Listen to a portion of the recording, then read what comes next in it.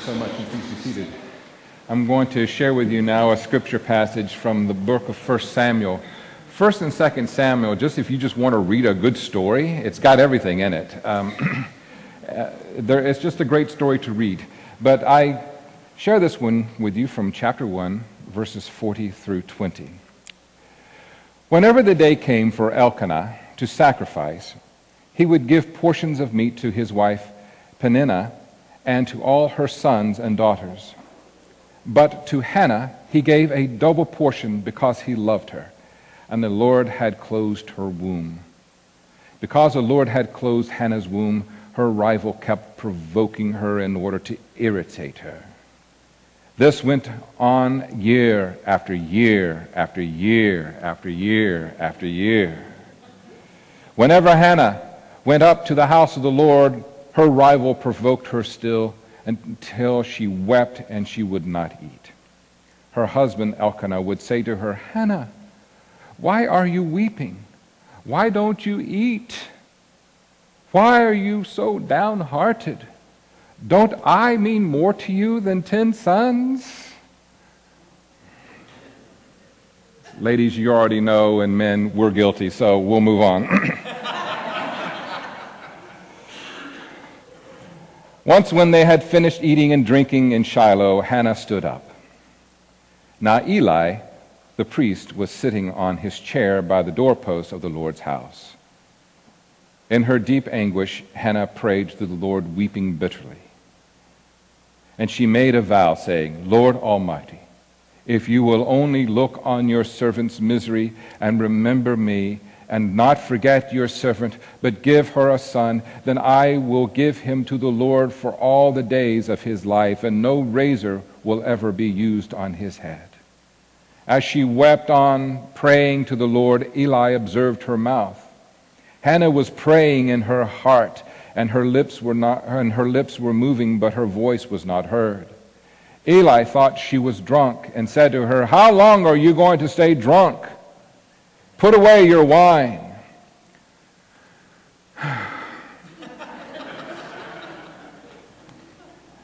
How many of those who are priests and ministers have added to your suffering?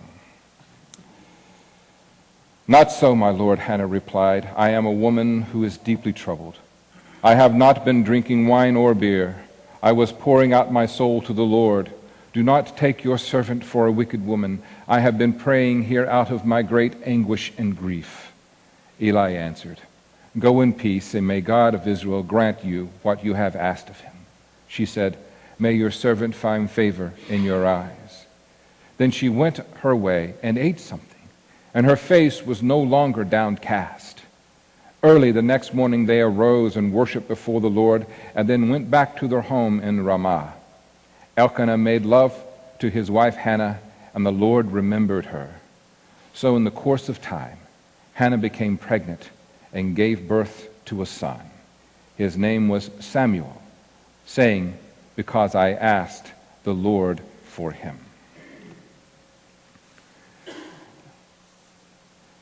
Many years ago, Woodlawn Cemetery asked me if I would do a funeral for a family that did not have a minister, and I agreed, having no idea what I was about to get into.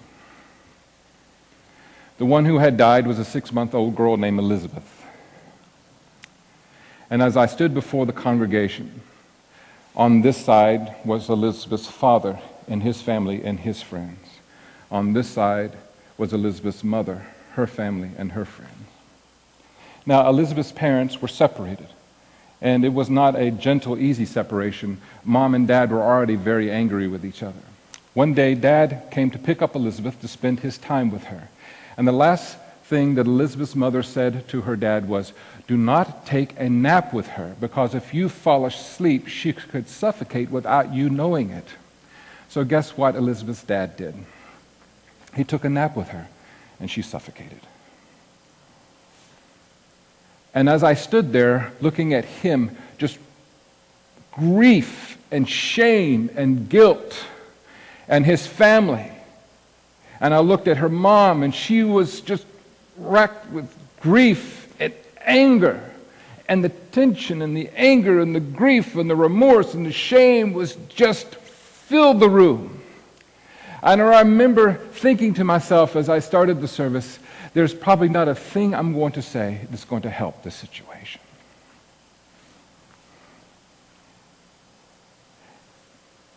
And after I got the news, as the rest of us did, about what took place in Paris on Friday, I stand before you today kind of feeling the same thing. It's the elephant in the room. I feel like I would be irresponsible not to talk about it today. When I heard the news about the massacre in Paris, and then you add that on to the ones that have happened in Kenya, and the ones in Lebanon, and the ones in the United States, we have so many now, it's hard to remember them all. It seems like maybe this somehow was the tipping point for me. And I don't know, maybe it's because Amy and I were visiting Paris about 6 weeks ago. And we fell in love with the city because they were so kind to us. And the zest for life, food, drink, laughter, music, art is palatable. I mean, it's amazing. You cannot be a person who is sentient and cannot experience that. It was incredible. I remember one of the restaurants we ate, Amy and I cannot drink a bottle of wine by ourselves and then wake up the next day and go on about our business. So she was having fish, I was having beef. We asked our server if he could recommend a wine that would go good with both. And this compromised him to the core of his being. Seriously. I thought it was a kind of a joke, and then I realized, oh my God. He says, no, I am already compromising too much. If you have to, I think this will work for both, but no. And I imagine underneath his breath he was, damned Americans. But, I mean, I've never, had a moment of conscious doubt over choosing which wine to drink. What's available, right?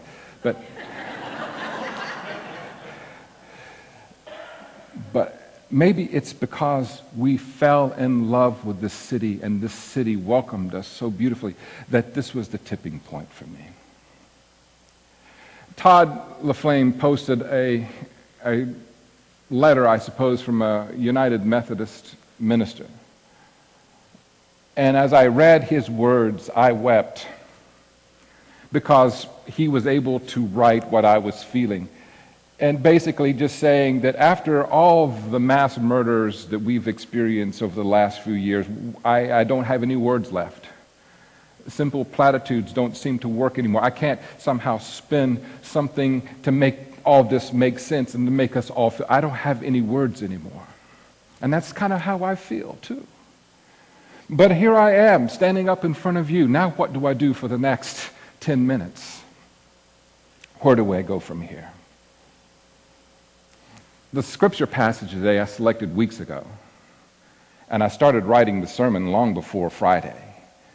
And what I share with you now is not what I had planned to share, but comes from my heart and my soul as I struggle to deal with this reality in our world, that people who want to kill themselves are going to try to take as many people with them as they can. It baffles my mind that 8 young men could do such carnage in such a short period of time. It baffles my mind. So where do I go from here? I go to hope. Somehow I still have hope. Now, I don't feel hopeful, but because I don't feel it doesn't mean that in the deep part of my soul and my being it's not there. And even though I read this story in 1 Samuel weeks ago, I read it again yesterday. And when I read it, I felt hope. And so look at this story. Here is a woman named Hannah, who was married and her husband has another wife. Yeah, right there. And Elkanah loved his wife Hannah. He obviously liked the other one too. But the one he liked was having the babies, and the one he loved was not. So the one he liked made sure that Hannah knew that I'm the one who's bearing him all of his children, and you don't have any. All right? She taunted and tormented her for years, it says. And the story says that God closed her womb. So let's step back for a moment and take a look at that.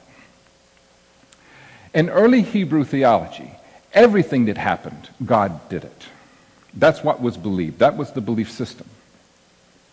So, if you had lots of babies, then God made it happen. If you weren't having any babies, then God made that happen. So when you're reading these stories and you see that God did these things, you might think, God is really kind of mean, and I don't know that I liked this God.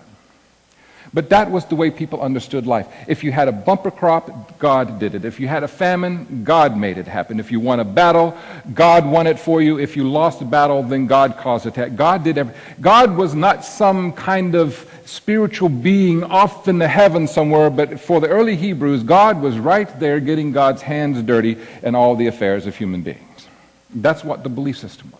So the fact that Hannah was not having any children, automatically she thought God was doing this. So it puts her in a theological crisis and also a social and cultural crisis. Theologically, it means that she did something to get to this punishment. So not only is she feeling badly she cannot have children, but she's feeling that she is the cause of this. So it's just double the guilt. Socially, that was what a woman was expected to do. Be fruitful and multiply. And have as many children as you can have, and hopefully many sons. Okay? That was the social expectation. And the fact that she could not created shame upon her.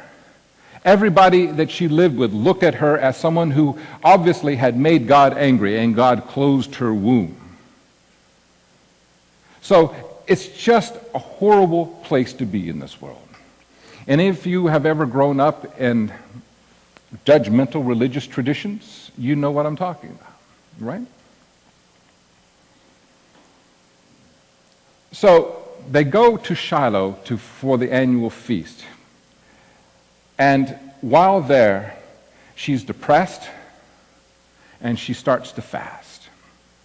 Her husband tries to cheer her up by saying, aren't I equal to at least 10 sons? We have to give him an A for effort, right? Probably not the best choice of words. He probably realized that later. But what did Hannah do? She went to a place that represented God to pray. Now, as I shared earlier, in the Hebrew tradition, God was everywhere. So she didn't have to go to the temple to pray or the synagogue, but she chose to go to a place that represents God to pray. And while she was there, she prayed from her innermost self, the deepest part. She was crying bitterly. She gave her everything. And as she got to a place that she was praying, her lips were moving, but no words were coming out. Have any of us, I know I have, been in that place where you're just grieving so deeply that you can't voice words? That's where she was. And I'll be damned if the priest didn't say something to her to add shame upon her. Eli was a terrible priest. When you read the rest of the story, you realize Eli kind of have his comeuppance a little bit later in his evil sons, but Eli was a horrible priest. But then he says to her, may God grant your request. And at that moment, she was no longer downcast. At that moment, she started to eat. She walked away from there feeling differently.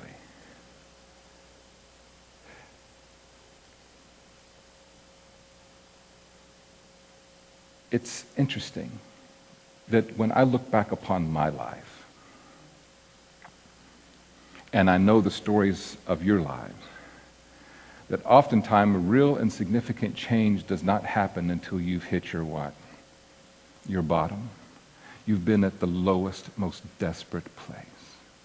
And it seems that when we have that experience and we acknowledge it and we allow ourselves to be in this place, that's when change starts to take place in our lives.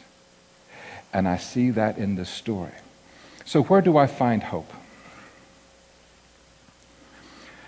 Maybe with this latest massacre of humanity, this is our lowest point in the world? Could it be? Hopefully, we have reached our rock bottom. And I will remain hopeful that if somehow this isn't it, that we cannot be too far away from it. I don't know how many more experiences like this the world can handle.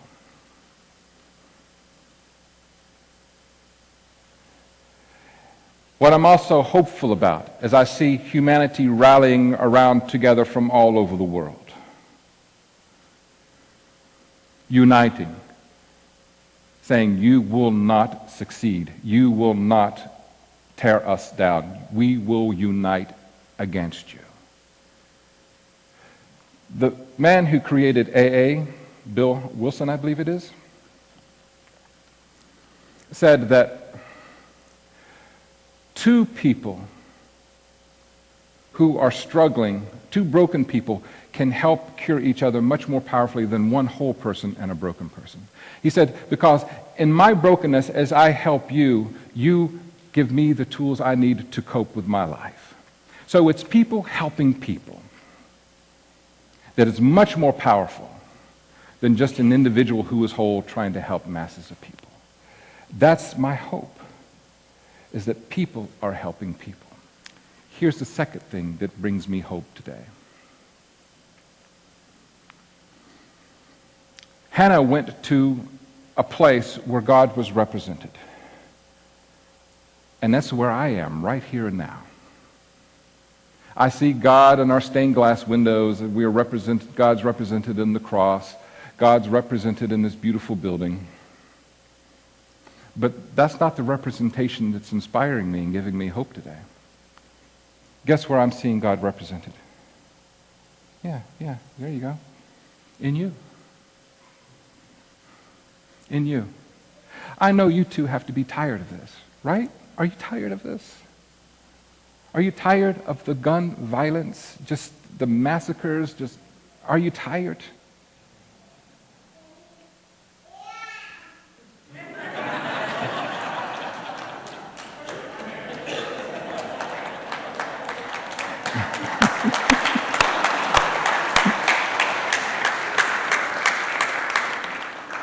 Thank you, Evan. He just got baptized. It's already working. Yeah. Thank you, Evan. I could have not cued that any better. For unto us a child was given. For unto us a child was what? Born. He will be called Emmanuel. He will be called God is with us. For through him all humanity will be what? Saved. I have hope because I am among people that I can share honestly with. I don't have the answers today. I don't have the words. And you're okay with that because you know where I'm coming from. But as I see your faces, I know that in spite of all the evil that can muster itself up in the world, tyranny never wins the day. Love always triumphs over tyranny. Am I right? Paris is called the city of what? And it will not be vanquished, and it will not be covered in darkness. No. The world will not allow this to continue to happen. And I also have hope not only being here with you in a place that represents God, because you all have God in you so profoundly. I am also hopeful because maybe it's going to take another generation to help make this world the place that it has potential to be. Maybe it will be one of these little ones baptized here today, or ones that we've baptized recently or over the last few years. Maybe in them we'll have the power and the know and the compassion and the leadership to make this world a better place. So I stand before you today without all the words, but I stand before you with hope. Because I know intellectually, I know from the core of my being that love will win the day. And for unto us a child was given. Unto us a child was born. And through our love, our prayer, and our determination to continue to be lights in this world, and through the children who are coming after us, I can stand before you as a person who is full of hope. Let us pray.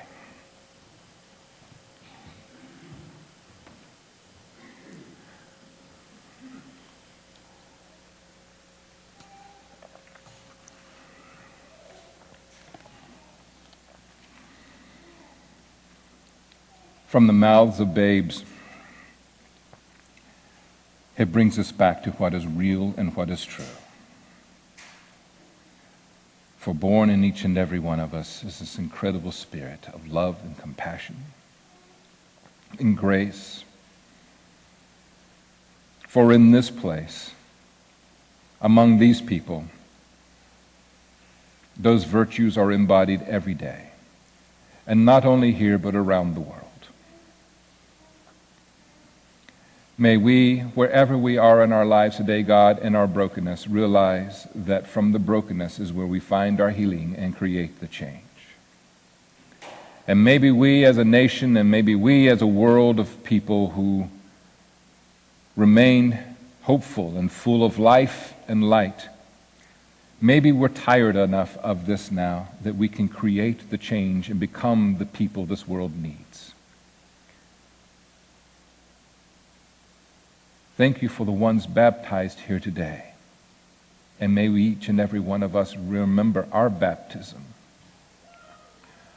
knowing that we are empowered with the greatest power upon the earth and in the universe.